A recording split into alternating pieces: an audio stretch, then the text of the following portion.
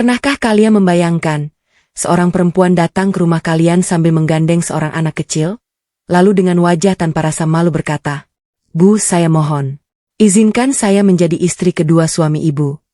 Itulah yang terjadi padaku. Saat itu suamiku hanya tertunduk diam. Tidak membela aku, tidak mengusir perempuan itu. Bahkan ibu mertuaku justru tersenyum seolah semua itu adalah hal yang wajar. Dadaku seperti diremas. 19 tahun aku mendampingi suamiku dari nol. Saat kami belum punya rumah. Saat kami masih makan seadanya. Saat aku menjual perhiasan terakhir demi menyelamatkan usaha suamiku. Namun semua pengorbananku seperti tidak pernah berarti. Perempuan itu bahkan berkata bahwa anak yang digendongnya membutuhkan seorang ayah. Yang lebih menyakitkan, ibu mertuaku justru memintaku mengalah. "Kamu istri pertama. Harusnya kamu ikhlas berbagi." Aku hanya mampu menahan air mata.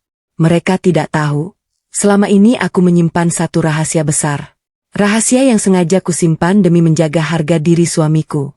Rahasia yang jika terbongkar, akan membuat mereka semua menyesal seumur hidup.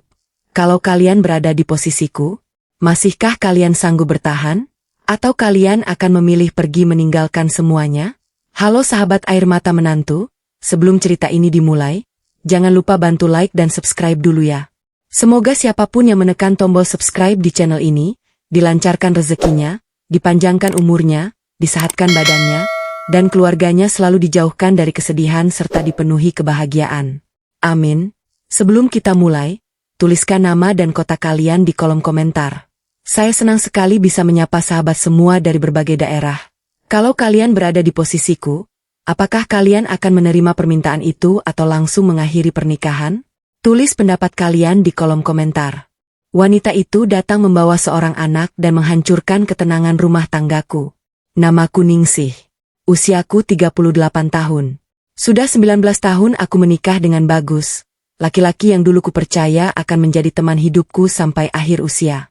Kami bukan pasangan yang langsung hidup berkecukupan.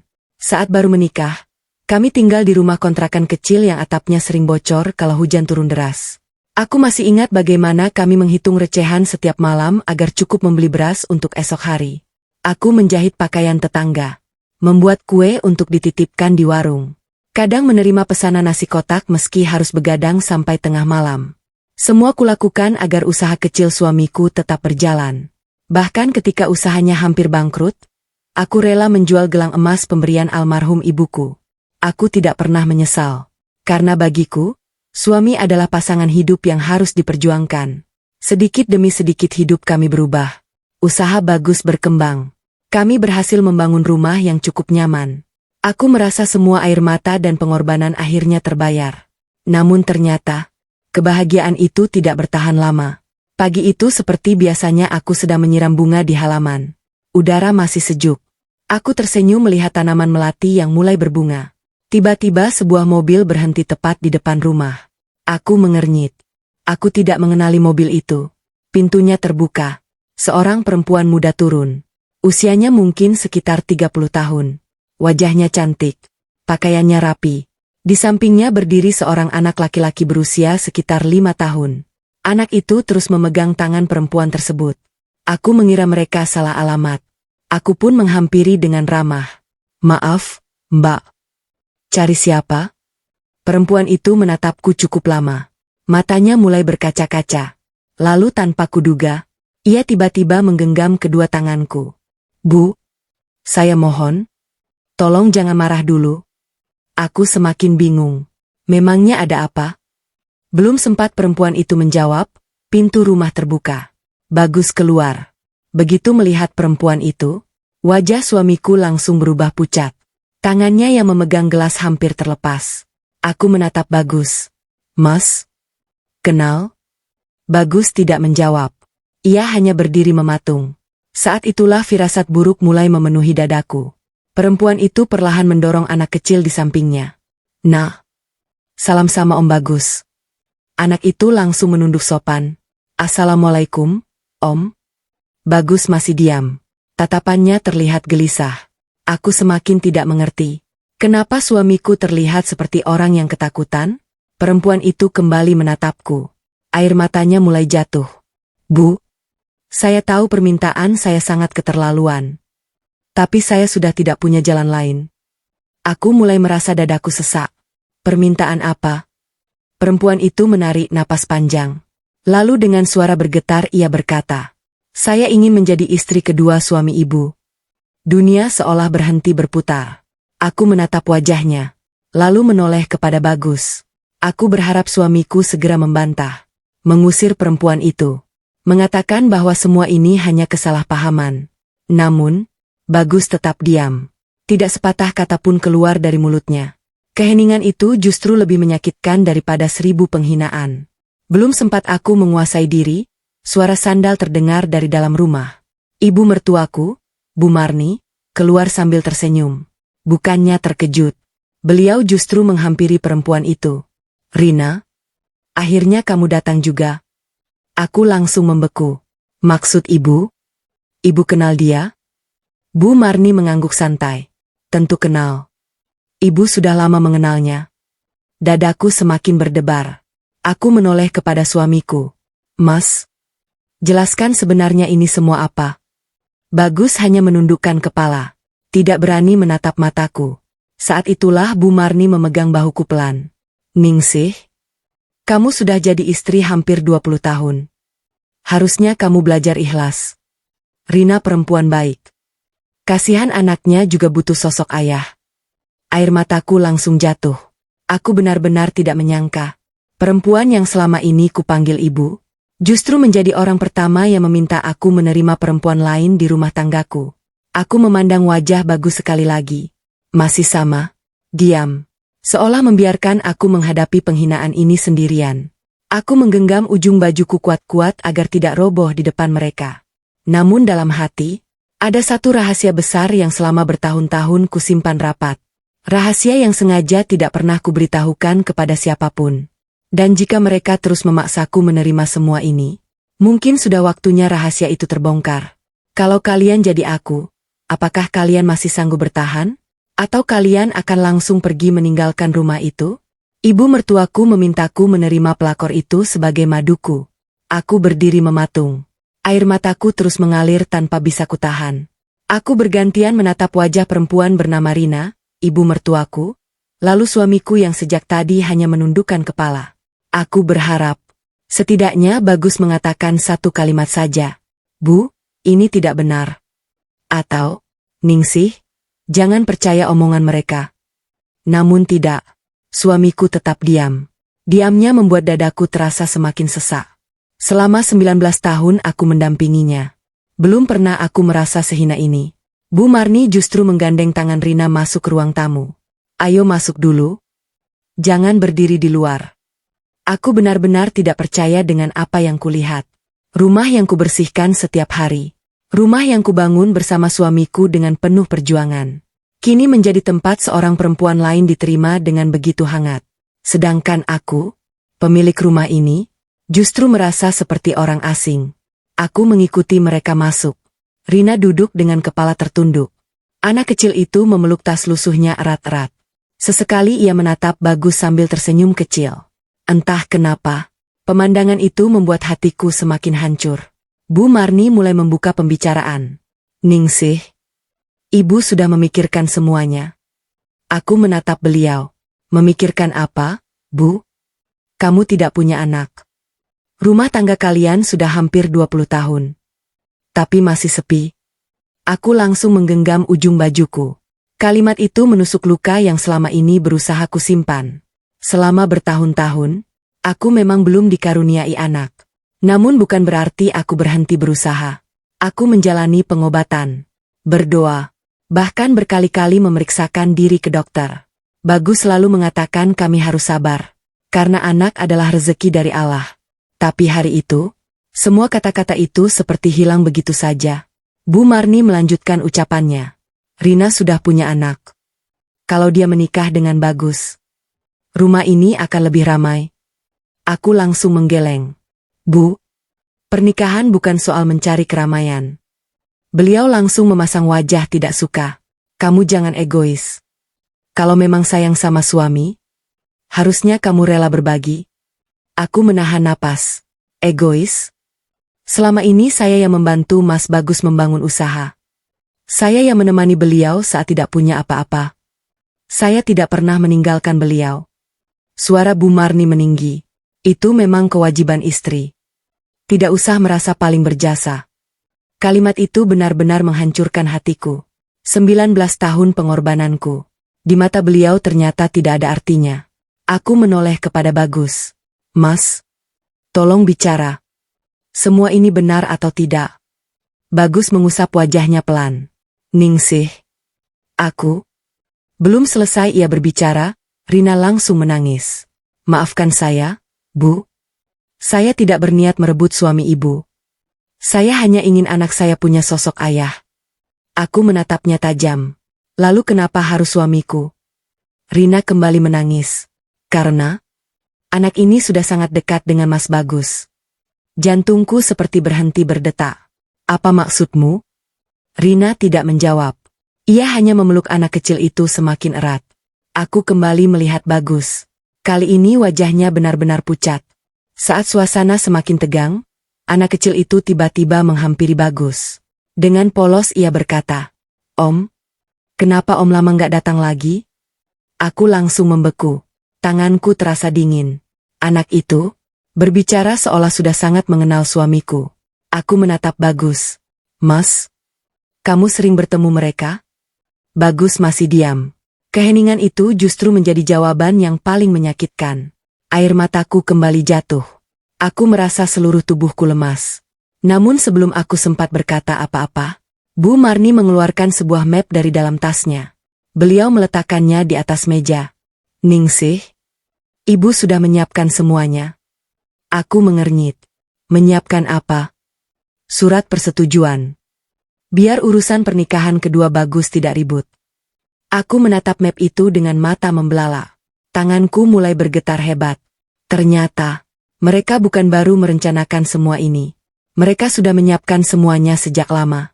Lalu, sudah sejak kapan suamiku mengetahui rencana ini? Dan, apa sebenarnya hubungan Bagus dengan Rina hingga anak kecil itu memanggilnya dengan begitu akrab? Aku mulai menyadari mereka sudah lama menyembunyikan sesuatu dariku. Tanganku masih gemetar melihat map yang diletakkan Bu Marni di atas meja. Beliau mendorong map itu ke arahku. Ningsih, baca saja. Kalau kamu sayang sama Bagus, tanda tangani. Aku menatap map itu beberapa saat. Lalu kubuka perlahan. Di dalamnya terdapat beberapa lembar dokumen.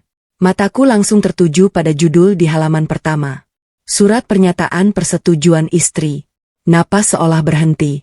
Aku membaca setiap kalimat dengan mata yang mulai berkaca-kaca. Isinya menyatakan bahwa aku bersedia dan tidak keberatan jika suamiku menikah lagi. Tanganku semakin dingin. Aku menoleh ke arah Bagus. Mas, jadi ini alasan kamu diam? Bagus masih belum berani menatapku. Ia hanya mengusap wajahnya berkali-kali. Aku belum pernah menyuruh ibu membuat surat itu. Bu Marni langsung menyela. Memang belum. Tapi cepat atau lambat tetap harus dibuat. Aku menutup map itu perlahan. Lalu meletakkannya kembali di atas meja. Maaf, Bu. Saya tidak akan menandatangani. Wajah Bu Marni langsung berubah. Ningsih. Jangan keras kepala. Kamu itu sudah hampir 40 tahun. Tidak bisa memberikan cucu. Masa masih mau egois? Kalimat itu seperti pisau yang kembali mengiris luka lama. Aku menahan air mata. Bu, kalau memang saya belum dikaruniai anak, itu bukan karena saya tidak berusaha. Bu Marni tertawa kecil. Berusaha? Sudah hampir 20 tahun. Masih mau bilang berusaha? Aku menggigit bibirku. Selama ini, aku tidak pernah membalas setiap ucapan beliau. Aku selalu memilih diam. Karena aku masih menghormatinya sebagai ibu suamiku. Namun hari itu, diamku justru membuat beliau merasa bisa terus menyakitiku. Aku kembali memandang Rina. Kenapa kamu mau melakukan ini? Rina menundukkan kepala. Saya mencintai Mas Bagus. Dan anak saya juga sudah menganggap beliau seperti ayah. Aku langsung bertanya, sejak kapan kalian saling mengenal? Belum sempat Rina menjawab. Bu Marni kembali memotong. Itu tidak penting. Yang penting sekarang kalian bisa hidup rukun. Aku menggeleng pelan. Tidak, Bu. Itu sangat penting. Saya berhak tahu. Suasana kembali hening. Semua mata tertuju kepada Bagus. Akhirnya, suamiku berbicara. Aku kenal Rina. Sekitar 1 tahun yang lalu. Dadaku terasa sesak.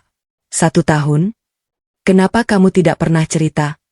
Bagus kembali menundukkan kepala. Aku takut kamu salah paham. Aku tersenyum pahit. Sekarang menurutmu aku harus paham apa? Rina kembali menangis. Bu, tolong jangan salahkan Mas Bagus. Semua ini bukan salah beliau. Aku yang lebih dulu mendekatinya. Aku langsung menatapnya. Kamu tahu dia sudah punya istri?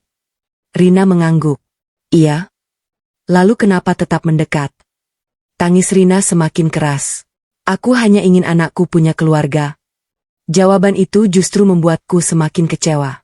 Kalau kamu ingin keluarga, carilah laki-laki yang memang belum memiliki istri. Kenapa harus menghancurkan rumah tangga orang lain? Rina tidak mampu menjawab. Ia hanya terus menangis. Sore itu, setelah Rina dan anaknya pulang, aku masuk ke kamar. Aku mengunci pintu, lalu duduk di tepi tempat tidur. Tangisku akhirnya pecah. 19 tahun pernikahan. Ribuan pengorbanan. Puluhan mimpi yang kami bangun bersama. Semuanya terasa runtuh dalam 1 hari. Aku membuka lemari. Di sana masih tersimpan kotak kecil berisi kwitansi penjualan gelang emas milik ibuku. Aku masih menyimpannya sampai sekarang. Sebagai pengingat bahwa aku pernah memberikan segalanya untuk suamiku. Air mataku kembali mengalir. Ya Allah. Apa semua pengorbananku memang tidak pernah berarti? Malam harinya, Bagus masuk ke kamar. Ia duduk di sampingku. Ningsih, maafkan aku. Aku tidak menoleh. Apa sebenarnya hubunganmu dengan Rina? Bagus menjawab lirih. Aku hanya membantu dia. Membantu apa? Biaya sekolah anaknya. Aku langsung menoleh. Sejak kapan? Sekitar 10 bulan. Dadaku kembali sesak. Memakai uang siapa? Bagus terdiam. Keheningan itu kembali menjadi jawaban. Aku mulai mengerti. Selama beberapa bulan terakhir, Bagus sering mengatakan usaha sedang sepi. Padahal aku masih bekerja keras menerima pesanan catering hingga larut malam. Jangan-jangan, selama ini uang yang kami kumpulkan justru digunakan untuk membantu perempuan itu. Belum sempat aku bertanya lebih jauh, ponsel Bagus yang tergeletak di atas meja tiba-tiba berbunyi. Layar ponselnya menyala. Sebuah pesan masuk dari Rina. Karena letaknya tepat di hadapanku, isi pesannya terbaca jelas. Mas, terima kasih. Untung ibu belum mengatakan rahasia yang sebenarnya kepada Mbak Ningsih. Aku langsung membeku. Jantungku berdegup sangat kencang. Rahasia apa yang dimaksud Rina? Dan, rahasia besar apa yang selama ini disembunyikan suamiku dariku? Aku memberanikan diri membuka ponsel suamiku, dan hatiku hancur melihat isinya. Tanganku membeku. Mataku terus menatap layar ponsel Bagus. Pesan dari Rina masih terlihat jelas. Mas, terima kasih. Untung ibu belum mengatakan rahasia yang sebenarnya kepada Mbak Ningsih. Jantungku berdegup semakin kencang. Aku mengangkat ponsel itu perlahan. Belum sempat kubuka lebih jauh, Bagus langsung merebutnya dari tanganku. Ningsih, dengar dulu penjelasanku. Aku menatapnya dengan mata yang sudah dipenuhi air mata. Mas, masih ada rahasia lagi yang kamu sembunyikan? Bagus terlihat gugup. Ia beberapa kali membuka mulut, tetapi tidak ada satupun kalimat yang keluar. Keheningannya kembali menjadi jawaban yang paling menyakitkan. Malam itu kami tidur dalam kamar yang sama. Namun rasanya seperti 2 orang asing. Aku membelakangi Bagus. Air mataku terus mengalir membasahi bantal. Aku teringat masa-masa ketika kami masih hidup susah. Dulu, Bagus selalu menggenggam tanganku sebelum tidur. Ia sering berkata, apapun yang terjadi, aku tidak akan pernah meninggalkanmu. Kini, lelaki yang mengucapkan janji itu justru menyimpan begitu banyak rahasia dariku. Aku mulai bertanya dalam hati, di mana letak kesalahanku? Apa aku kurang menjadi istri yang baik? Kurang sabar? Kurang berbakti? Atau memang, kesetiaan tidak selalu dihargai? Keesokan paginya aku bangun lebih awal. Aku tetap memasakkan sarapan seperti biasa. Membuat teh hangat untuk Bu Marni.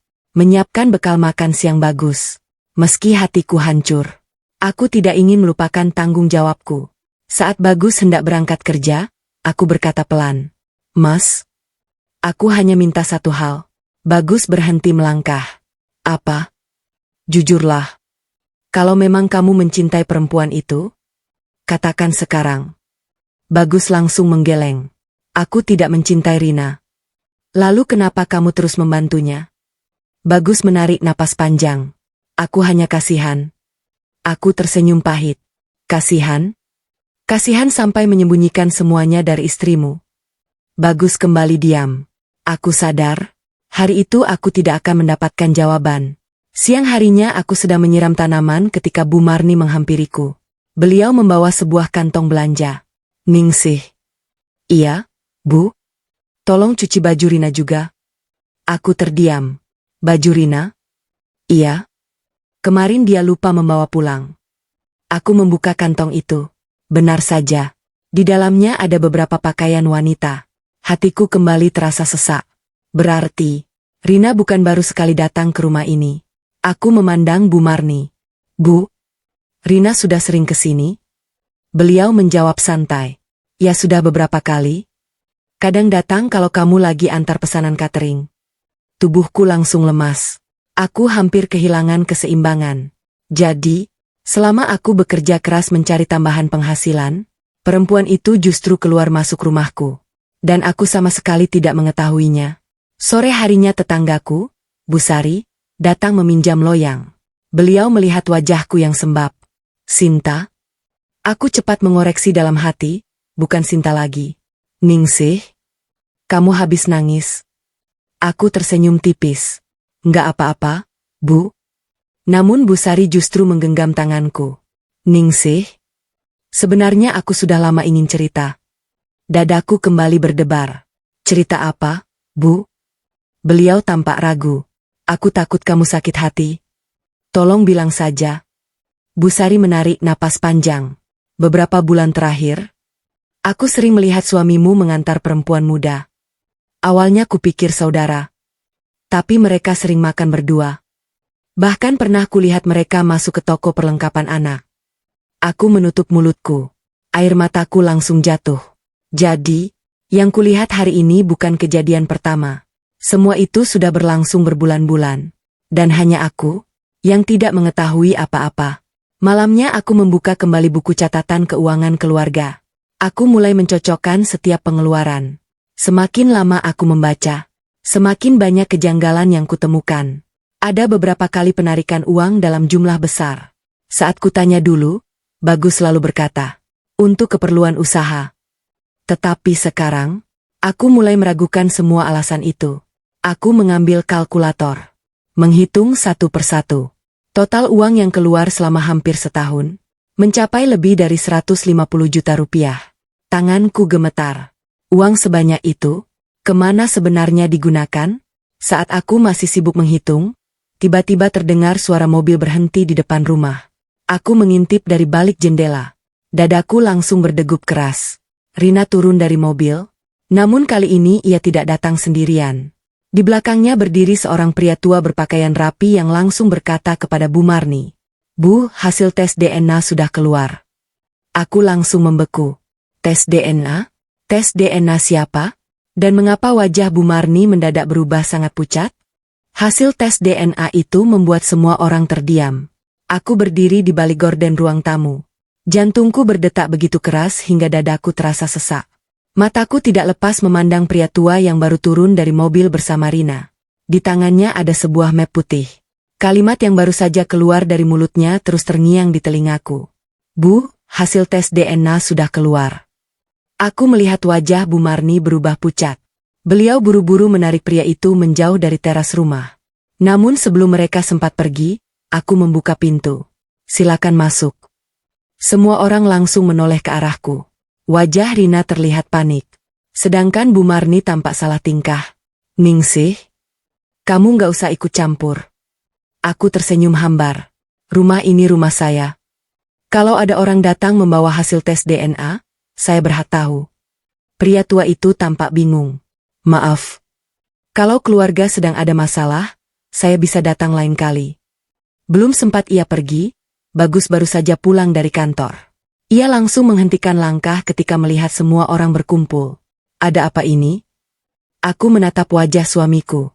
Mas, kebetulan sekali. Ada hasil tes DNA. Seketika wajah Bagus berubah tegang. Tatapannya berpindah ke arah Rina. Lalu ke arah map putih di tangan pria itu. Aku menangkap perubahan wajahnya. Bagus tahu sesuatu. Kami akhirnya duduk di ruang tamu. Suasananya sangat sunyi. Pria tua itu memperkenalkan diri. Nama saya Pak Yusuf. Saya dari laboratorium yang menangani pemeriksaan ini. Aku langsung bertanya, tes DNA siapa, Pak? Pak Yusuf belum sempat menjawab. Bu Marni langsung menyela. Itu urusan pribadi. Aku langsung memandang beliau. Kalau urusan itu menyangkut suami saya, itu juga urusan saya. Ruangan kembali hening. Pak Yusuf akhirnya membuka map tersebut. Sebenarnya saya hanya diminta menyerahkan hasil, bukan menjelaskan. Rina mulai menangis. Tangannya gemetar. Mas, aku minta maaf. Aku langsung menoleh. Untuk pertama kalinya, aku melihat ketakutan yang sangat besar di wajah perempuan itu. Bagus berdiri. Pak, berikan saja hasilnya.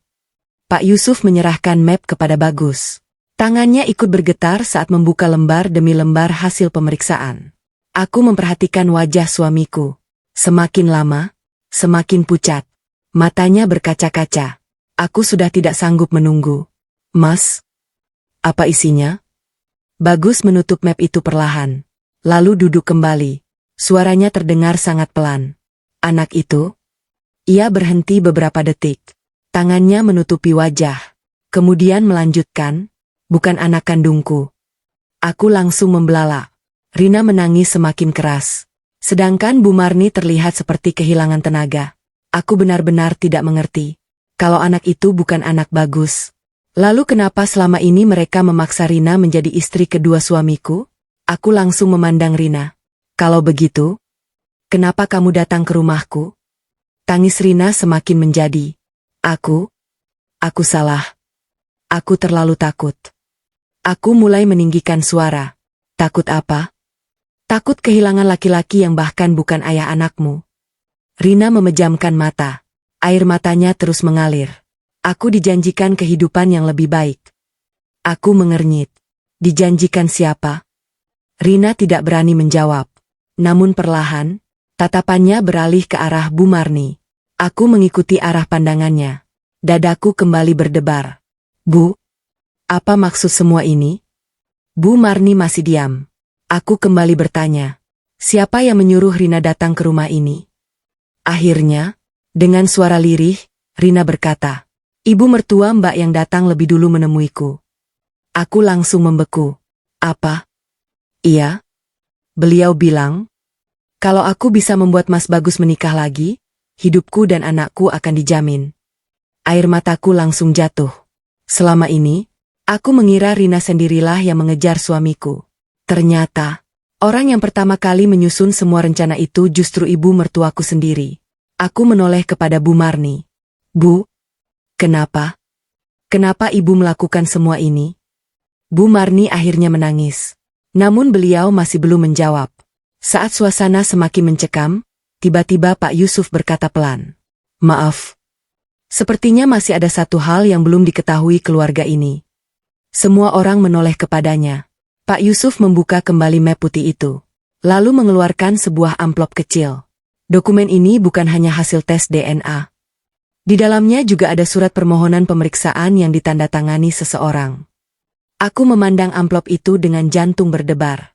Ditandatangani siapa? Pak Yusuf membalik halaman terakhir. Lalu membaca nama yang tertera. Pemohon pemeriksaan, Bagus Prasetyo. Aku langsung membeku. Tanganku mulai gemetar.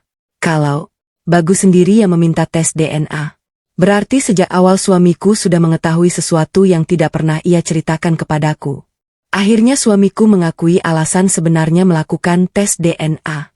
Aku masih memandangi wajah Bagus. Pikiranku benar-benar kacau. Di atas meja tergeletak surat hasil tes DNA, sementara di tanganku masih tergenggam salinan formulir pemeriksaan yang tertulis jelas nama suamiku sebagai pemohon. Aku menarik napas panjang, berusaha menahan amarah yang sejak tadi memenuhi dadaku. Mas, sekarang tidak ada lagi yang boleh ditutupi. Aku ingin mendengar semuanya. Bagus memejamkan mata. Ia tampak seperti seseorang yang telah memikul beban sangat berat selama berbulan-bulan. Bu Marni mencoba menyela. Bagus, tidak usah dijelaskan. Cukup sampai di sini. Namun kali ini Bagus menggeleng pelan. Tidak, Bu. Semua sudah terlalu jauh. Aku tidak bisa terus berbohong kepada Ningsih. Ucapan itu membuat seluruh ruangan kembali sunyi.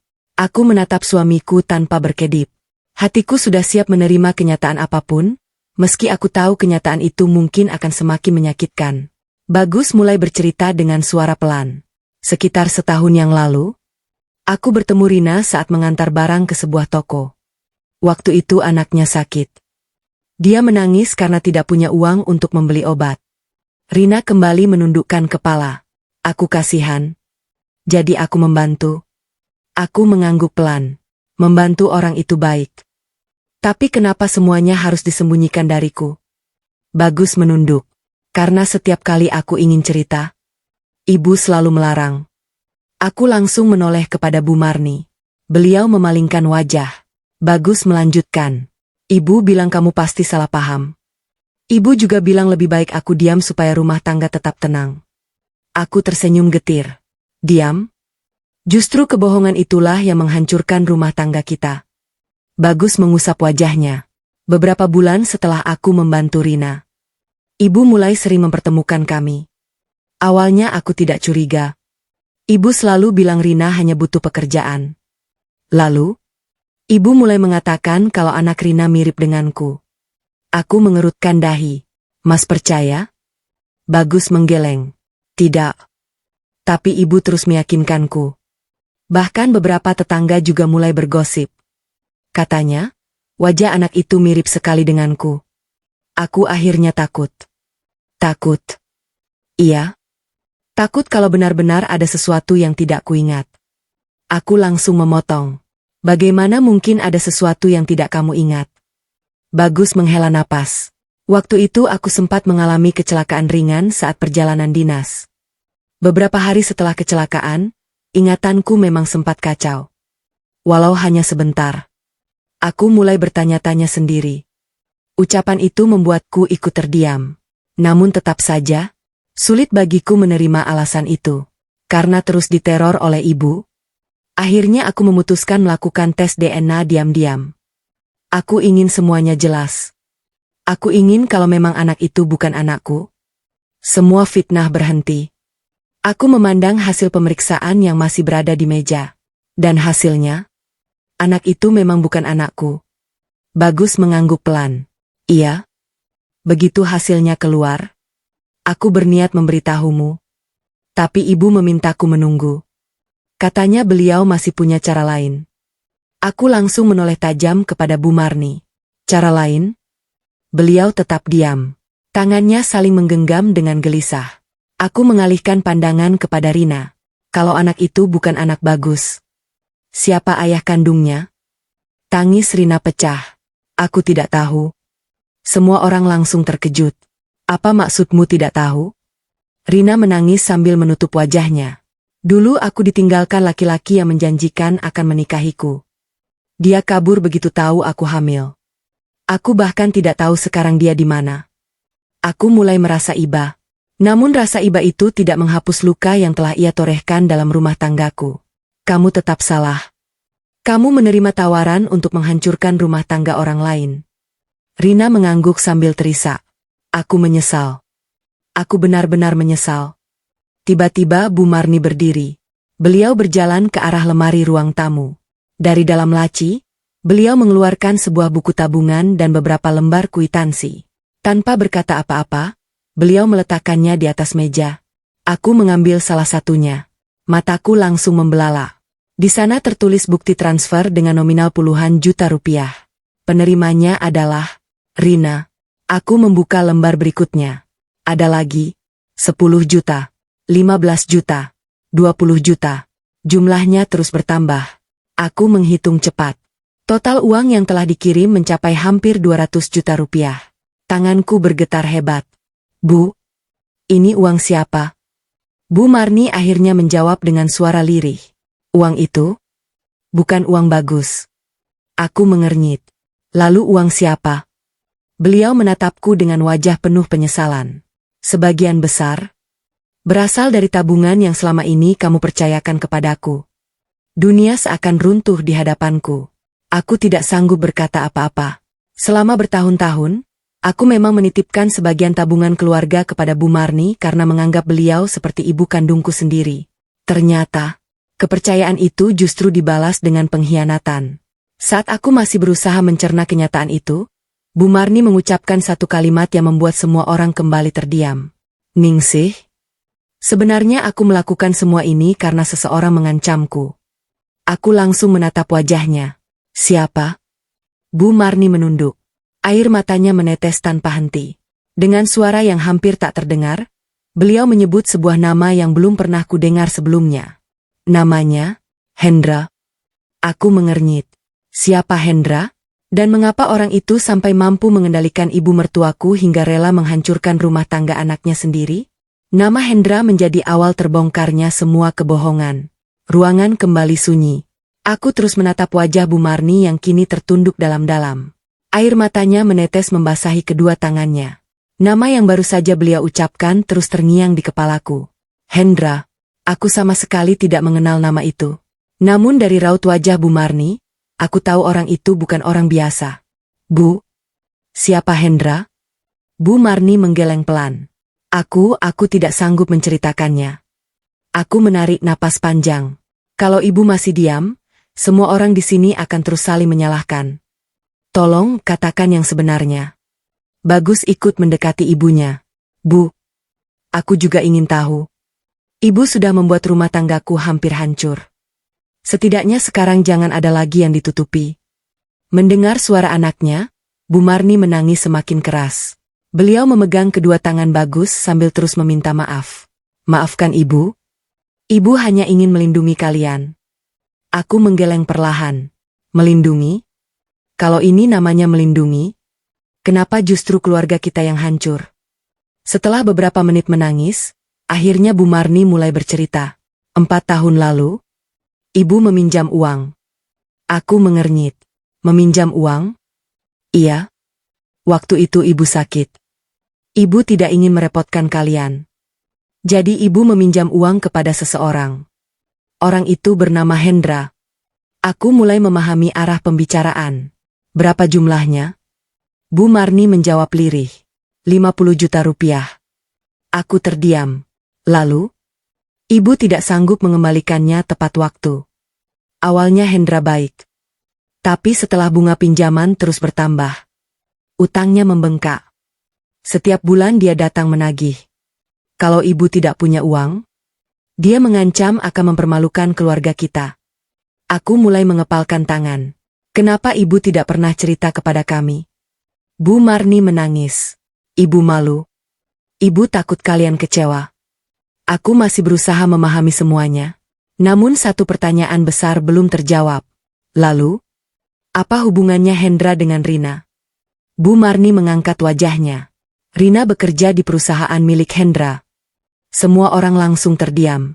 Ia janda muda yang hidup susah. Hendra memanfaatkan keadaan itu. Dia menyuruh Rina mendekati Bagus.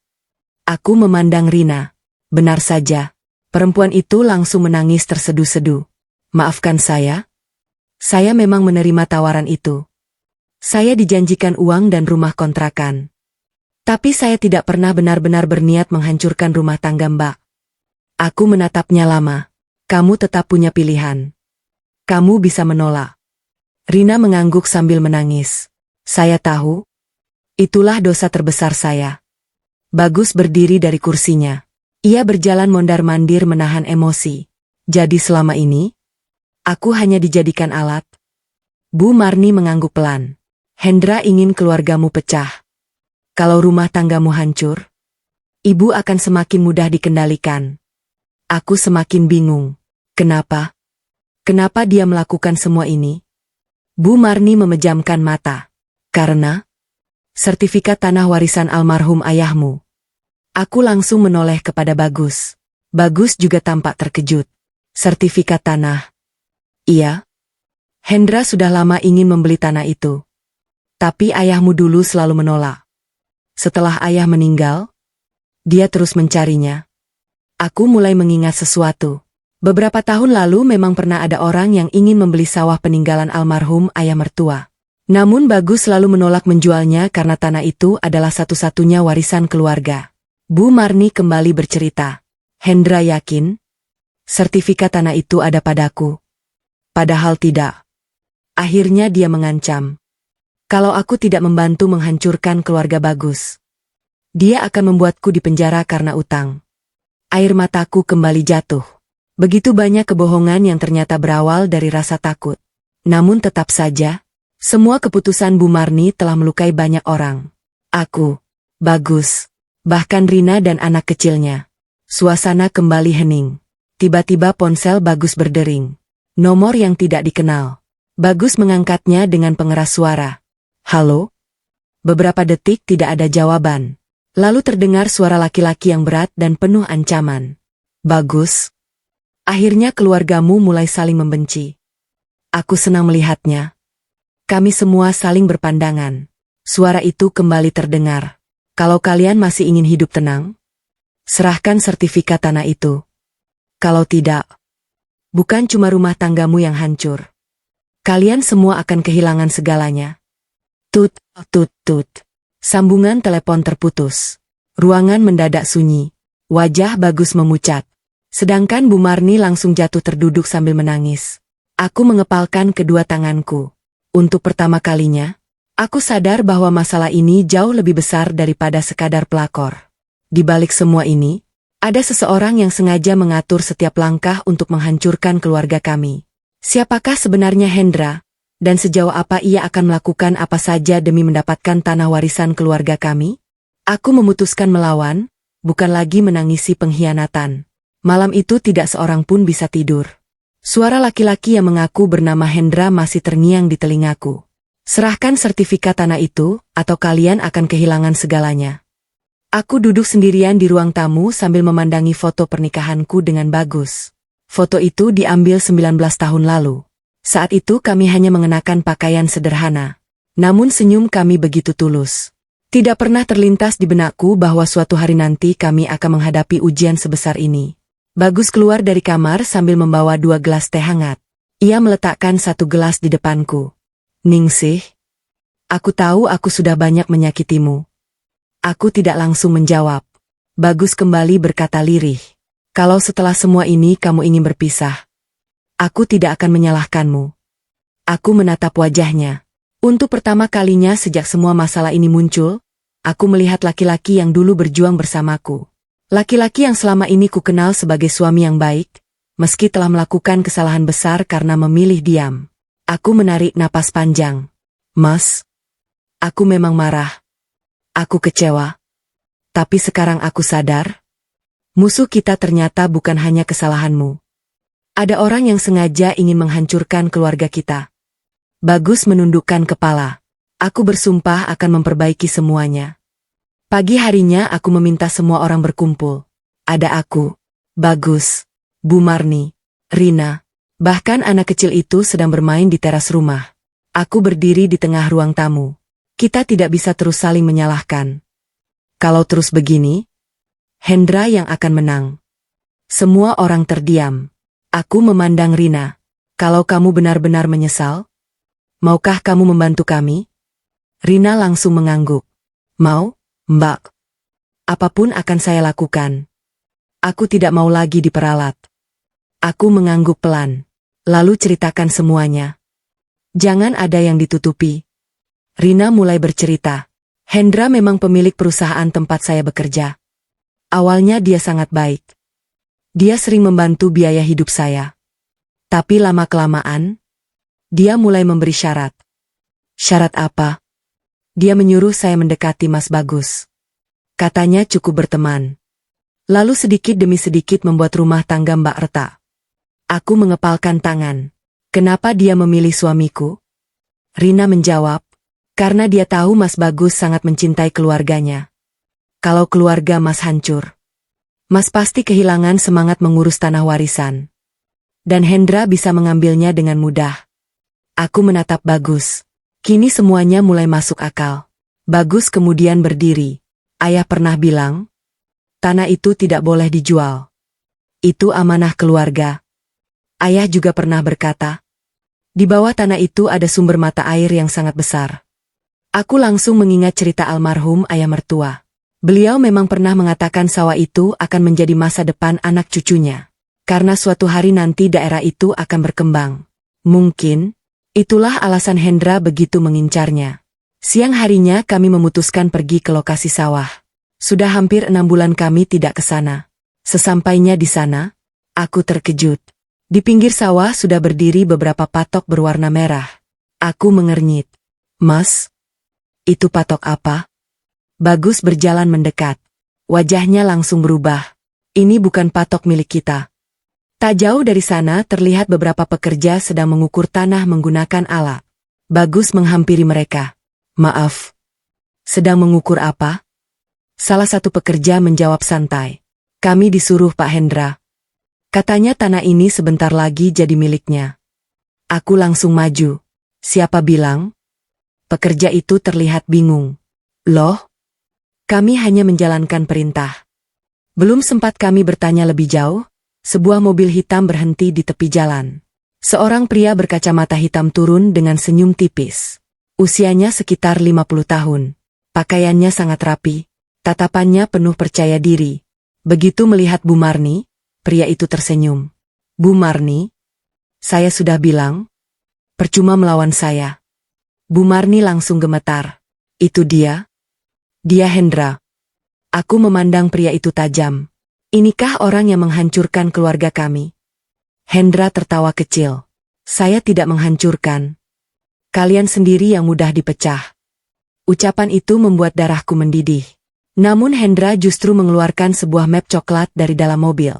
Ia mengangkatnya tinggi-tinggi sambil tersenyum puas. Bagus. Kalau kamu merasa tanah ini masih milikmu, coba lihat baik-baik. Karena mulai hari ini, aku sudah memiliki surat yang membuktikan tanah itu telah berpindah tangan. Aku langsung membelalak. Bagus merebut map itu dan membukanya dengan tangan gemetar. Beberapa detik kemudian, wajahnya mendadak pucat. Ia menatap Bu Marni dengan mata berkaca-kaca. Bu, kenapa tanda tangan ibu ada di surat ini? Tanda tangan ibu mertuaku ada di surat itu, tapi kebenarannya jauh lebih mengerikan. Bagus berdiri membeku.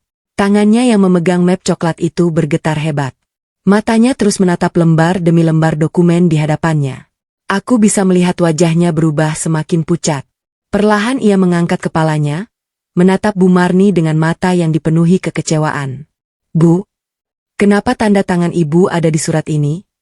Suara Bagus terdengar lirih, namun penuh luka. Bu Marni langsung terduduk lemas di tanah. Beliau menangis sambil menggelengkan kepala berkali-kali. Bukan? Bukan begitu, Gus. Ibu tidak pernah berniat menjual tanah itu. Hendra justru tertawa kecil. Tanda tangannya asli. Ada saksi. Ada cap notaris. Kalau mau menggugat, silakan saja. Ucapan itu membuatku mengepalkan tangan. Pria itu begitu yakin. Seolah-olah semua sudah ia siapkan sejak lama. Aku meminta map itu kepada Bagus. Mas, biar aku lihat. Aku membaca setiap halaman dengan teliti. Memang benar. Di bagian akhir terdapat tanda tangan Bu Marni. Namun ada sesuatu yang membuatku berhenti. Tanggal pada dokumen itu. Aku mengernyit.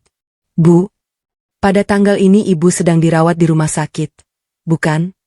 Bu Marni langsung mengangkat wajah. Iya. Waktu itu ibu baru selesai operasi katarak. Aku langsung menoleh kepada Hendra. Kalau begitu, bagaimana mungkin ibu datang ke notaris? Senyum Hendra mulai memudar. Ia tidak langsung menjawab.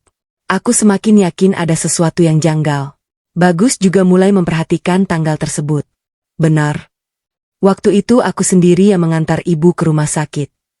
Selama hampir seminggu ibu tidak keluar rumah. Hendra mencoba tetap tenang. Itu urusan kalian. Yang jelas surat ini sah. Aku tersenyum tipis. Belum tentu. Hendra menatapku tajam. Maksudmu? Aku menunjuk tanggal yang tertera. Kalau benar ibu sedang dirawat, Berarti ada kemungkinan tanda tangan ini diperoleh dengan cara yang tidak benar. Wajah Hendra mulai berubah. Untuk pertama kalinya, aku melihat kegelisahan di matanya. Bu Marni kembali menangis. Dengan suara bergetar beliau berkata, "Aku ingat sekarang, waktu di rumah sakit. Hendra datang membawa beberapa lembar kertas. Katanya hanya surat perpanjangan pinjaman. Aku tidak bisa membaca dengan jelas karena mataku masih diperban. Akhirnya aku menandatangani semuanya. Aku langsung memejamkan mata. Dadaku terasa sesak. Ibu? Kenapa ibu begitu percaya?" Bu Marni menangis semakin keras. "Ibu bodoh. Ibu benar-benar bodoh. Aku tidak tahu kalau salah satu kertas itu surat jual beli tanah." Bagus memeluk ibunya. Meski kecewa, ia tidak tega melihat ibunya terus menyalahkan diri sendiri.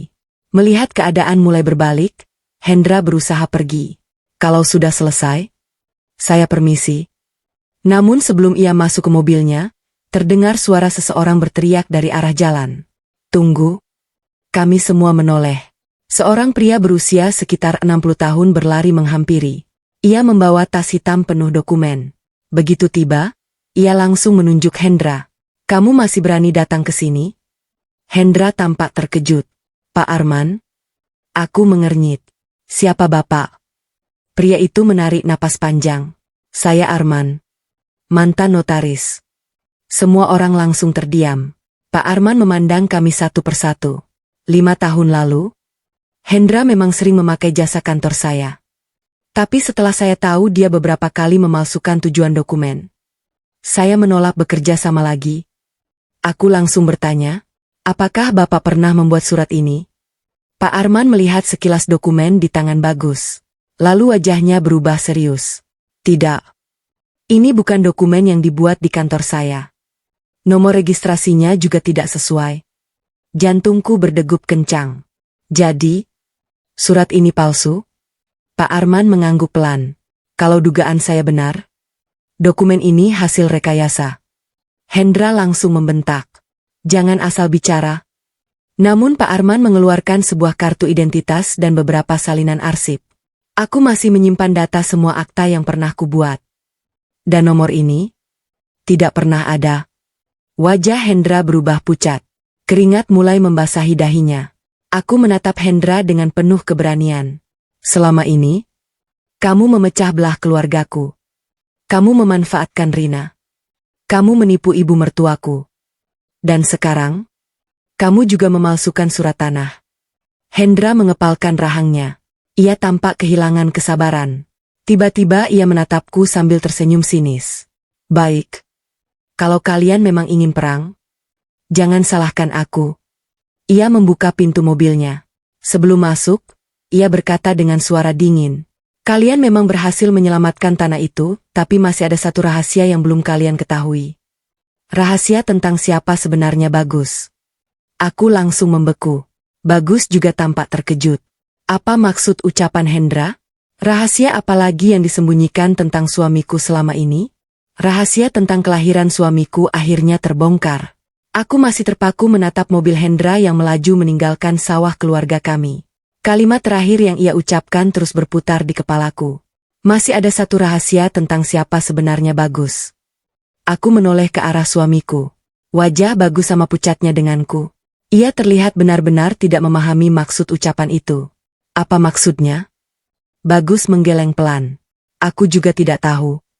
Ayah dan ibu tidak pernah menyembunyikan apapun dariku. Namun, tatapanku beralih kepada Bu Marni. Beliau justru kembali menundukkan kepala. Tangannya gemetar. Bibirnya bergetar seperti ingin mengatakan sesuatu, tetapi tertahan. Dadaku kembali berdebar. "Bu, ibu tahu sesuatu?" Air mata Bu Marni kembali jatuh. "Ningsih, ibu sudah terlalu banyak berbohong. Kalau ibu diam lagi, semuanya akan semakin buruk. Kami memutuskan pulang ke rumah. Tidak ada satupun yang berbicara selama perjalanan." Sesampainya di rumah, Bu Marni langsung menuju kamar. Beberapa menit kemudian beliau keluar sambil membawa sebuah kotak kayu tua yang sudah mulai kusam. Kotak itu belum pernah kulihat sebelumnya. Beliau meletakkannya di atas meja. "Laci ini selama puluhan tahun tidak pernah kubuka. Tangannya bergetar saat membuka kuncinya. Di dalamnya terdapat beberapa foto lama, surat-surat yang mulai menguning, dan sebuah amplop coklat yang sudah kusut. Bu Marni menyerahkan amplop itu kepada Bagus. Bukalah. Bagus membuka perlahan. Di dalamnya terdapat selembar akta kelahiran lama. Aku ikut memperhatikannya. Sekilas tidak ada yang aneh. Namun setelah kubaca lebih teliti, aku langsung membelalak. Di bagian nama ibu tertulis Marni. Tetapi, pada kolom ayah, bukan nama almarhum Pak Surya, ayah mertua yang selama ini kami kenal. Melainkan nama seorang laki-laki lain, Rudi Santoso. Bagus langsung berdiri. Bu? Siapa Rudi? Suara Bagus mulai bergetar. Bu Marni menangis sambil memejamkan mata. Dia? Ayah kandungmu. Ruangan mendadak sunyi. Bagus mundur beberapa langkah. Seolah tidak percaya dengan apa yang baru didengarnya. Kalau begitu, Pak Surya siapa? Bu Marni mengusap air matanya. Pak Surya adalah laki-laki yang menikahi ibu saat kamu masih berusia 2 tahun. Beliau menerima kita tanpa pernah membedakanmu dengan anak kandung. Air mata Bagus mulai mengalir. Selama hidupnya, ia selalu bangga menjadi anak almarhum Pak Surya. Dan ternyata, laki-laki yang membesarkannya bukan ayah kandungnya. Aku menggenggam tangan Bagus erat-erat. Mas, ayah bukan hanya soal darah. Orang yang membesarkan dan mencintaimu tetap ayahmu. Bagus menangis tanpa suara. Untuk pertama kalinya sejak kami menikah, aku melihat suamiku menangis seperti anak kecil. Setelah suasana sedikit tenang, aku kembali bertanya. Bu, kenapa selama ini disembunyikan? Bu Marni menarik napas panjang. Dulu ayah kandung Bagus meninggalkan kami. Dia pergi bersama perempuan lain. Aku membesarkan Bagus sendirian. Lalu aku bertemu Pak Surya. Beliau meminta satu hal, agar masa lalu itu dikubur selamanya. Beliau ingin Bagus tumbuh tanpa merasa berbeda.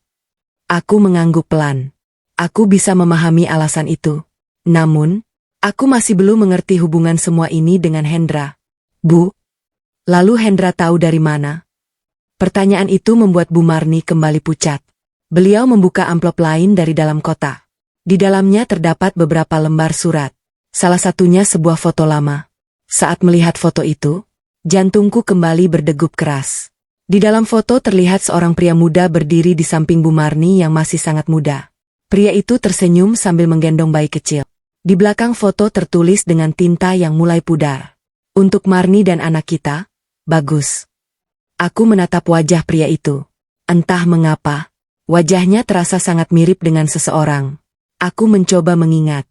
Lalu tiba-tiba aku tersentak. Mas, lihat foto ini. Bagus memperhatikannya beberapa detik. Matanya langsung membesar. Orang ini? Aku melanjutkan kalimatnya. Wajahnya sangat mirip Hendra. Ruangan kembali sunyi. Bu Marni menangis semakin keras. Dengan suara yang hampir tak terdengar, beliau akhirnya mengucapkan kalimat yang membuat kami semua membeku.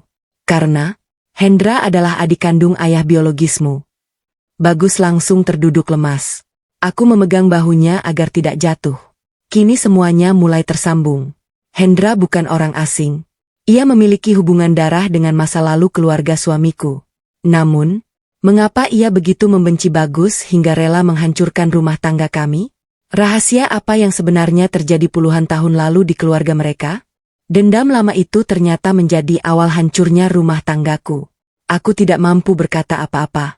Tanganku masih menggenggam foto lama yang sudah mulai pudar itu. Tatapanku bergantian antara wajah Hendra di dalam ingatanku dan pria muda yang sedang menggendong bayi Bagus. Kemiripan mereka benar-benar tidak bisa disangkal. Aku menoleh kepada Bu Marni. Bu, kalau Hendra adik kandung ayah biologis Mas Bagus, kenapa dia justru ingin menghancurkan keponakannya sendiri? Bu Marni memejamkan mata. Beliau menarik napas panjang sebelum akhirnya mulai bercerita. Ibu sudah berusaha mengubur semua masa lalu itu. Tapi ternyata dosa lama tetap menemukan jalannya. Seluruh ruangan kembali sunyi. Dulu, Rudi berasal dari keluarga yang cukup berada. Ayah dan ibunya memiliki banyak tanah, termasuk sawah yang sekarang sedang diperebutkan. Aku mengerutkan dahi. Jadi, tanah itu sebenarnya milik keluarga ayah kandung Bagus. Bu Marni mengangguk pelan. Iya. Tapi setelah Rudi memilih menikah denganku, keluarganya tidak merestui. Mereka menganggap aku hanya perempuan miskin. Air mata kembali mengalir di pipi Bu Marni. Yang paling menentang waktu itu adalah Hendra. Sejak awal dia tidak pernah menyukaiku. Bagus mendengarkan dengan wajah tegang. Lalu apa yang terjadi setelah aku lahir? Bu Marni menatap putranya dengan mata berkaca-kaca. Rudi mulai sering bertengkar dengan keluarganya. Mereka memaksa Rudi menceraikanku. Tapi ayahmu menolak. Beberapa bulan kemudian, Rudi mengalami kecelakaan. Aku langsung membeku. Kecelakaan? Iya. Mobil yang dikendarainya masuk ke jurang. Sejak saat itu, Rudi meninggal. Ruangan mendadak hening. Bagus memejamkan mata. Meskipun tidak pernah mengenal ayah kandungnya, kabar itu tetap membuat dadanya sesak. Bu Marni melanjutkan ceritanya. Setelah Rudi meninggal, semua keluarganya menyalahkan ibu. Mereka bilang ibu pembawa sial. Ibu diusir. Semua hak warisan diambil. Aku keluar dari rumah itu hanya membawa kamu yang masih bayi. Air mataku ikut jatuh. Aku membayangkan seorang ibu muda yang kehilangan suaminya lalu harus menggendong bayi kecil tanpa memiliki apapun. Beberapa tahun kemudian, aku bertemu Pak Surya. Beliau menerima kami. Beliau membesarkan Bagus seperti anak kandung. Bagus menangis sambil menundukkan kepala. Ayah? Ternyata pengorbanan ayah begitu besar. Aku kembali bertanya, lalu kenapa Hendra baru muncul sekarang? Bu Marni menjawab lirih. Karena beberapa bulan lalu, ada kabar pemerintah akan membangun jalan besar yang melewati sawah itu. Harga tanahnya naik berkali-kali lipat. Hendra ingin mengambil semuanya. Dia merasa seluruh tanah itu seharusnya menjadi miliknya. Tapi secara hukum, Bagus juga memiliki hak sebagai ahli waris dari ayah kandungnya. Aku mulai memahami semuanya. Ini bukan lagi soal pelakor. Bukan sekadar rumah tangga. Ini tentang warisan, keserakahan, dan dendam yang dipendam selama puluhan tahun. Rina yang sejak tadi diam akhirnya berbicara. Mbak, saya ingin jujur. Semua mata tertuju kepadanya. Waktu Hendra menyuruh saya mendekati Mas Bagus, dia pernah berkata sesuatu. Apa? Katanya, kalau keluarga itu hancur, Bagus pasti tidak sempat mengurus warisan. Dadaku semakin sesak. Berarti sejak awal semua ini hanyalah bagian dari rencana besar. Rumah tanggaku dijadikan alat. Perasaanku dijadikan permainan. Tiba-tiba terdengar suara ketukan keras di pintu. Tok, tok, tok. Semua orang saling berpandangan. Bagus berjalan membuka pintu. Di depan rumah berdiri dua orang laki-laki berpakaian rapi. Salah satunya memperlihatkan kartu identitas. Selamat sore. Kami dari kantor pengacara. Saya membawa surat gugatan. Bagus menerima amplop itu dengan wajah bingung. Surat gugatan apa? Pria itu menjawab tenang. Klien kami, Bapak Hendra, menggugat kepemilikan seluruh tanah warisan keluarga. Dan sesuai permohonan yang diajukan, Bapak Bagus diminta hadir di pengadilan bulan depan. Aku langsung memegang tangan suamiku. Kami saling berpandangan. Ternyata, Hendra tidak sedang menggertak. Ia benar-benar memulai perang. Dan kini bukan hanya rumah tangga kami yang dipertaruhkan, melainkan seluruh warisan keluarga yang selama ini dijaga oleh almarhum ayah. Dendam puluhan tahun yang akhirnya terbongkar. Aku masih memegang foto lama itu dengan tangan gemetar. Di dalam foto tampak seorang pria muda tersenyum sambil menggendong bayi Bagus. Semakin lama kuperhatikan, semakin jelas kemiripan wajahnya dengan Hendra. Aku menoleh kepada Bu Marni. Bu, jadi selama ini Hendra adalah paman kandung Mas Bagus. Bu Marni mengangguk pelan. Iya. Tapi dia tidak pernah menganggap Bagus sebagai keponakannya. Bagus masih terduduk lemas. Sejak kecil ia tidak pernah tahu siapa ayah kandungnya. Kini, dalam satu hari, semua kenyataan pahit itu terbuka sekaligus. Aku menggenggam tangannya erat. Mas, kamu tidak sendiri. Aku akan tetap di sampingmu. Bagus menatapku. Air matanya kembali jatuh. Ningsih, aku tidak pantas mendapatkan kebaikanmu. Aku menggeleng. Yang kita hadapi sekarang bukan masa lalumu, tapi orang yang ingin menghancurkan masa depan kita. Bu Marni mulai menceritakan kejadian puluhan tahun silam. Ayah kandung Bagus bernama Rudi. Ia anak pertama dalam keluarganya. Sedangkan Hendra adik bungsunya. Dulu keluarga mereka memiliki tanah yang sangat luas. Namun setelah orang tua mereka meninggal, terjadi perebutan warisan. Aku mendengarkan dengan saksama. Rudi sebenarnya mendapat bagian tanah paling besar. Tapi dia memilih meninggalkan kampung. Dia menjual sebagian haknya. Lalu pergi tanpa kabar. Hendra merasa semua itu tidak adil. Sejak saat itu dia menyimpan dendam kepada kakaknya. Aku mulai memahami akar persoalan. Namun masih ada yang mengganjal. Kalau Hendra dendam kepada kakaknya, kenapa yang menjadi sasaran justru Bagus? Bu Marni menarik napas panjang. Karena setelah Rudi menghilang, Hendra percaya seluruh sisa hak keluarga seharusnya menjadi miliknya. Tetapi ternyata, Pak Surya membeli sebagian tanah itu secara sah untuk masa depan Bagus. Itulah tanah yang sekarang kalian miliki. Bagus memejamkan mata. Jadi, selama ini Hendra ingin merebut tanah itu karena menganggap itu warisan keluarganya. Bu Marni mengangguk. Iya. Padahal secara hukum tanah itu sudah menjadi milik Pak Surya. Dan setelah beliau meninggal, menjadi milikmu. Aku mengepalkan tangan. Begitu banyak air mata. Begitu banyak kebohongan. Semuanya ternyata hanya karena keserakahan. Tiba-tiba terdengar suara ketukan di pintu. Tok tok tok. Aku membuka pintu. Di luar berdiri Pak Arman, mantan notaris. Wajahnya tampak serius. Maaf datang malam-malam. Tapi saya baru menemukan sesuatu. Beliau mengeluarkan sebuah map biru. Apa ini, Pak? Saya mencari arsip lama. Dan saya menemukan salinan akta jual beli tanah yang asli. Bagus segera membukanya. Semua dokumen tampak lengkap. Ada tanda tangan. Ada cap resmi. Ada nomor registrasi yang valid. Pak Arman tersenyum lega. Kalau dokumen ini diserahkan ke pengadilan, Hendra akan sangat sulit menang.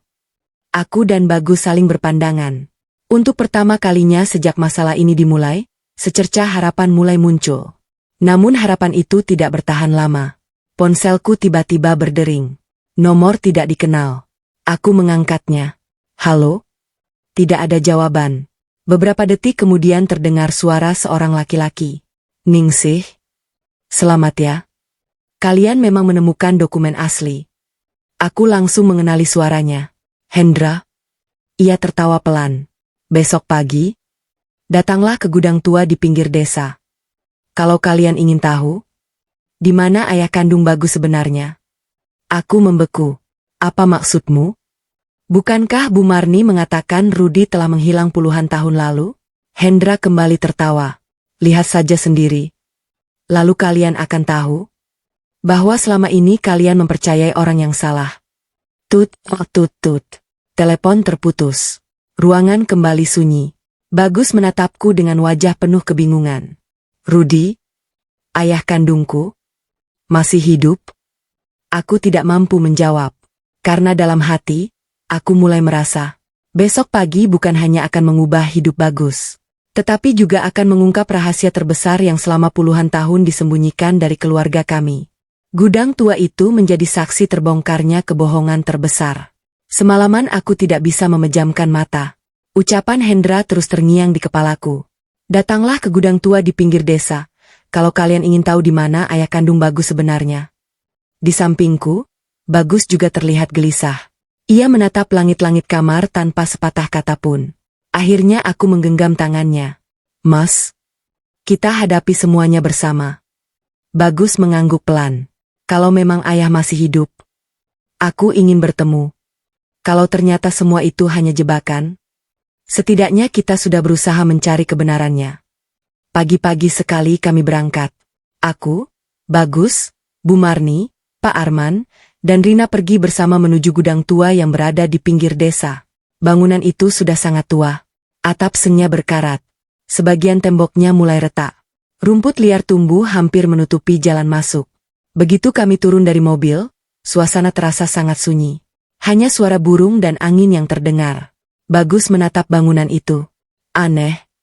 Kenapa memilih tempat seperti ini? Pak Arman menjawab pelan. karena tempat seperti ini jarang didatangi orang. Saat kami hendak masuk, terdengar suara tepuk tangan dari dalam gudang. Tap, tap, tap. Hendra keluar dari balik pintu sambil tersenyum sinis. Bagus. Akhirnya kamu datang juga. Aku langsung berdiri di depan suamiku. Hendra, sudahi semua ini. Kamu sudah terlalu banyak menyakiti keluarga kami. Hendra hanya tertawa. Menyakiti? Aku hanya mengambil apa yang seharusnya menjadi milikku. Bagus menatapnya tajam. Kalau memang begitu, kenapa harus memakai Rina? Kenapa harus menghancurkan rumah tanggaku? Senyum Hendra perlahan menghilang. Karena itu cara paling mudah menghancurkan seseorang. Orang yang kehilangan keluarganya, akan kehilangan segalanya. Aku mengepalkan tangan. Kamu salah. Justru karena semua ini, keluarga kami menjadi lebih kuat. Ucapan itu membuat Hendra tersenyum tipis. Kita lihat saja. Ia lalu memberi isyarat kepada seseorang di dalam gudang.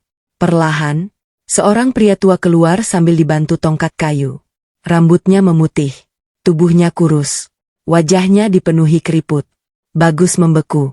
Bu Marni langsung menutup mulutnya. Air matanya mengalir tanpa bisa dihentikan. Rudi? Suara Bu Marni bergetar. Pria tua itu memandang kami satu persatu. Tatapannya berhenti pada Bagus. Air matanya ikut jatuh. Bagus? Suara itu begitu lirih. Bagus tidak bergerak.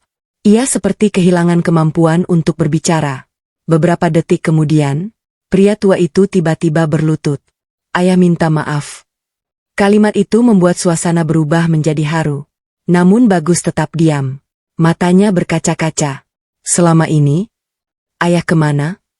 Pria itu menangis. Dulu setelah kecelakaan, ayah kehilangan ingatan. Hidup berpindah-pindah. Baru beberapa bulan terakhir ingatan ayah kembali. Aku melihat Bu Marni terus menangis. Namun sebelum suasana semakin emosional, Pak Arman tiba-tiba maju selangkah. Beliau memperhatikan wajah pria tua itu dengan serius. Lalu perlahan menggeleng. Tidak. Semua orang menoleh kepadanya. Pak Arman kembali berkata, ini tidak mungkin. Hendra mengernyit. Apa maksudmu? Pak Arman menunjuk pria tua tersebut. Aku mengenal Rudi. Kami berteman sejak muda. Laki-laki ini? Bukan Rudi. Gudang itu mendadak sunyi. Pria tua yang sejak tadi menangis langsung menundukkan kepala. Sedangkan wajah Hendra berubah tegang. Aku merasakan jantungku berdegup sangat kencang. Pak Arman melangkah mendekati pria tua itu. Dengan suara tenang ia berkata, siapa sebenarnya kamu? Pria tua itu mulai gemetar. Air matanya kembali jatuh. Lalu dengan suara lirih ia mengaku, maaf, saya hanya dibayar untuk berpura-pura menjadi Rudi. Aku langsung memandang Hendra dengan penuh kemarahan. Ternyata, bahkan setelah semua yang telah terjadi, Hendra masih tega membuat sandiwara demi menghancurkan hati Bagus sekali lagi. Sementara itu, Hendra perlahan mundur menuju mobilnya. Namun sebelum sempat pergi, terdengar suara sirene kendaraan dari kejauhan. Wiu, wiu, wiu. Beberapa mobil berhenti di depan gudang. Orang-orang berseragam turun dengan cepat. Salah seorang di antaranya melangkah maju sambil memperlihatkan surat resmi. Lalu berkata dengan suara lantang. Saudara Hendra, Anda diminta ikut dengan kami untuk memberikan keterangan terkait dugaan pemalsuan dokumen, penipuan, dan intimidasi. Wajah Hendra yang selama ini penuh percaya diri, akhirnya berubah pucat. Orang yang merusak rumah tanggaku akhirnya harus mempertanggungjawabkan semuanya. Suara sirene masih menggema di sekitar gudang tua. Beberapa petugas berjalan cepat menuju Hendra. Pria yang selama ini selalu terlihat angkuh itu kini berdiri kaku. Untuk pertama kalinya, aku melihat wajahnya dipenuhi rasa takut. Salah seorang petugas menunjukkan surat resmi. Saudara Hendra, kami menerima laporan mengenai dugaan pemalsuan dokumen, penipuan, penggelapan, dan ancaman. Silakan ikut bersama kami. Hendra berusaha tetap tenang. Kalian salah orang. Aku tidak melakukan apa-apa. Namun Pak Arman segera maju sambil menyerahkan map biru yang sejak tadi dibawanya. Semua bukti ada di sini. Termasuk salinan akta asli dan perbedaan nomor registrasi dokumen yang dipalsukan. Petugas menerima map itu. Mereka membacanya dengan teliti. Wajah Hendra mulai berubah. Tiba-tiba Rina melangkah ke depan. Semua orang menatapnya. Ia menarik napas panjang. Saya juga mau memberikan keterangan. Hendra langsung berteriak. Rina. Diam. Namun Rina justru menggeleng. Tidak. Saya sudah terlalu lama hidup dalam kebohongan. Air matanya jatuh. Saya memang dibayar. Saya diminta mendekati Mas Bagus. Saya disuruh membuat Mbak Ningsih cemburu. Saya dijanjikan rumah dan uang. Tapi semua itu bohong. Gudang kembali sunyi. Petugas mulai mencatat semua keterangannya. Aku memandang Rina. Perempuan yang dulu sangat kubenci itu kini menangis tanpa henti. Mbak, aku benar-benar minta maaf. Aku tahu permintaan maafku tidak akan menghapus luka Mbak. Tapi aku menyesal. Aku menarik napas panjang. Hatiku memang terluka. Namun melihat perempuan itu menangis sambil memeluk anaknya, amarahku perlahan berubah menjadi rasa iba. Aku memaafkanmu. Tapi ingat, jangan pernah lagi membangun kebahagiaan di atas penderitaan orang lain. Rina mengangguk sambil terisak. Saya janji. Di sisi lain, Bu Marni berjalan menghampiriku. Beliau langsung berlutut. Ningsih, ibu berdosa. Ibu tidak pantas disebut ibu. Aku yang membuat hidupmu hancur. Aku segera memegang kedua tangan beliau. Bu, jangan seperti ini. Namun Bu Marni terus menangis. Sejak kamu menikah dengan Bagus, kamu selalu menganggapku seperti ibu kandung. Sedangkan aku justru mengkhianati kepercayaanmu. Air mataku ikut jatuh. Aku memeluk beliau erat. Semua orang bisa salah, Bu. Yang penting sekarang ibu berani mengakui semuanya. Tangis Bu Marni semakin pecah. Bagus menghampiriku. Ia memegang kedua tanganku. Ningsih, aku juga minta maaf. Aku terlalu pengecut. Aku memilih diam. Padahal seharusnya sejak awal aku jujur kepadamu. Aku menatap mata suamiku. Mas, kepercayaan memang sempat hancur. Tapi hari ini aku melihat satu hal. Akhirnya kamu memilih berdiri di sampingku. Bagus langsung memelukku. Tangisnya pecah. Aku berjanji. Mulai hari ini tidak akan ada lagi rahasia di antara kita. Beberapa saat kemudian petugas membawa Hendra menuju mobil. Sebelum masuk, ia menoleh ke arah kami. Tatapannya masih dipenuhi kebencian. Kalian pikir semuanya sudah selesai? Bagus menatapnya tenang. Kami tidak ingin membalas dendam. Kami hanya ingin hidup dengan damai. Hendra tertawa kecil. Lihat saja nanti. Namun tidak ada lagi yang takut. Karena untuk pertama kalinya, kami berdiri sebagai satu keluarga. Bukan saling menyalahkan, melainkan saling menguatkan. Sore harinya kami kembali ke rumah. Rumah yang beberapa hari lalu dipenuhi tangisan. Kini terasa jauh lebih tenang. Aku menyeduhkan teh hangat. Kami duduk bersama di ruang tamu. Tidak ada lagi teriakan. Tidak ada lagi kebohongan. Bu Marni memandangku sambil tersenyum tipis. Ningsih, kalau kamu masih mau, ibu ingin menebus semua kesalahan ibu. Aku menggenggam tangan beliau. Kita mulai semuanya dari awal, Bu. Beliau mengangguk sambil menangis haru. Saat matahari mulai terbenam, ponsel Bagus berbunyi. Sebuah pesan masuk dari nomor yang tidak dikenal. Isi pesannya sangat singkat. Kalau kalian ingin mengetahui keberadaan Rudi yang sebenarnya, datanglah ke makam tua di ujung desa besok pagi. Jangan datang terlambat. Bagus menatapku. Aku juga membaca pesan itu. Kami saling berpandangan. Kalau pria di gudang tadi hanyalah orang bayaran. Lalu di manakah ayah kandung Bagus yang sebenarnya? Dan, apakah rahasia terakhir itu akan menjadi awal kebahagiaan kami? Atau justru membuka luka yang lebih besar lagi? Akhirnya aku mengetahui siapa yang selama ini menjaga rahasia terbesar keluarga kami. Aku dan Bagus hampir tidak bisa tidur semalaman. Pesan misterius yang masuk ke ponsel suamiku terus membuat kami gelisah. Kalau kalian ingin mengetahui keberadaan Rudi yang sebenarnya, datanglah ke makam tua di ujung desa besok pagi. Aku sempat berpikir itu hanyalah jebakan baru. Namun Bagus menggenggam tanganku erat. Ningsih, aku harus datang. Kalau memang ayah sudah tiada, aku ingin tahu di mana makamnya. Kalau ternyata masih hidup, aku juga ingin mengetahui kebenarannya. Aku mengangguk pelan. Kita pergi bersama. Pagi itu matahari belum tinggi ketika kami tiba di kompleks makam tua.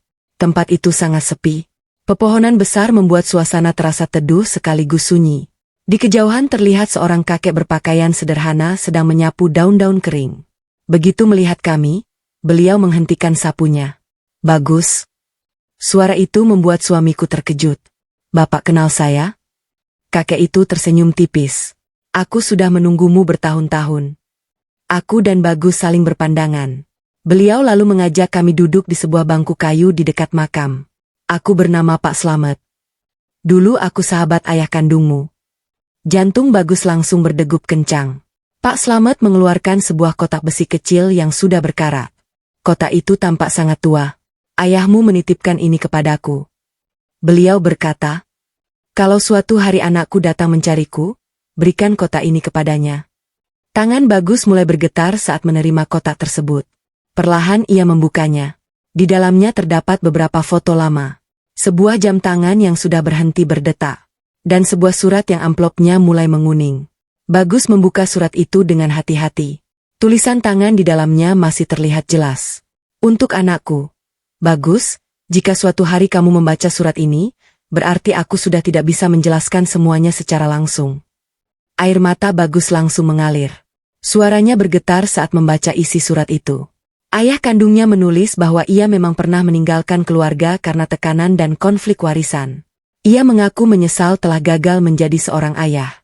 Namun ia juga menulis bahwa Pak Surya adalah laki-laki terbaik yang pernah dikenalnya. "Kalau ada orang yang pantas kamu panggil ayah, maka panggillah Pak Surya. Dialah yang telah melakukan apa yang tidak mampu kulakukan." Aku tidak mampu menahan tangis. Begitu besar hati seorang ayah yang mengakui kesalahannya. Pak Slamet kemudian berkata pelan, "Rudi tidak hidup lama. Beberapa tahun setelah meninggalkan desa, ia meninggal karena sakit. Sebelum meninggal, yang paling sering ia sebut hanyalah nama Bagus." Bagus memeluk surat itu erat-erat. Tangisnya pecah. Ia memang tidak pernah mengenal ayah kandungnya. Namun hari itu, ia akhirnya mengetahui bahwa dirinya tidak pernah dilupakan. Kami lalu berjalan menuju sebuah makam sederhana. Di batu nisannya tertulis, "Rudi Santoso." Bagus berlutut di depan makam itu. Dengan suara lirih ia berkata, "Ayah, aku memang terlambat datang. Tapi hari ini aku memaafkan semua kesalahan ayah. Ayah juga tenang saja. Aku dibesarkan oleh laki-laki yang sangat baik. Dan sekarang aku akan menjaga keluarga kecilku sebaik mungkin." Aku berdiri di belakangnya sambil mengusap air mata. Aku percaya, saat itu luka yang selama puluhan tahun membebani hati Bagus akhirnya mulai sembuh. Beberapa minggu kemudian, persidangan mengenai tanah warisan selesai. Berkat dokumen asli dan kesaksian para saksi, gugatan Hendra ditolak. Pemalsuan dokumen yang dilakukannya menjadi bukti yang memberatkannya. Rina memilih memulai hidup baru bersama anaknya. Ia bekerja dengan jujur dan tidak pernah lagi menghubungi Bagus. Bu Marni juga berubah. Beliau berkali-kali meminta maaf dan berusaha memperbaiki hubungannya denganku. Sedangkan aku belajar satu hal. Terkadang yang menghancurkan rumah tangga bukan hanya kehadiran orang ketiga, melainkan kebohongan, rasa takut, dan komunikasi yang terputus. Sejak hari itu, Bagus tidak pernah lagi menyimpan rahasia dariku. Kami belajar saling terbuka, saling menguatkan, dan kembali membangun kepercayaan yang sempat runtuh. Saat kami pulang dari makam, Bagus menggenggam tanganku erat. "Terima kasih. Karena kamu memilih bertahan." Aku tersenyum sambil menatapnya. Rumah tangga bukan tentang siapa yang tidak pernah salah, tapi tentang dua orang yang mau memperbaiki kesalahan bersama. Di bawah langit sore yang cerah, kami melangkah pulang. Bukan sebagai pasangan yang sempurna, melainkan sebagai suami istri yang telah melewati badai besar dan memilih tetap berjalan berdampingan.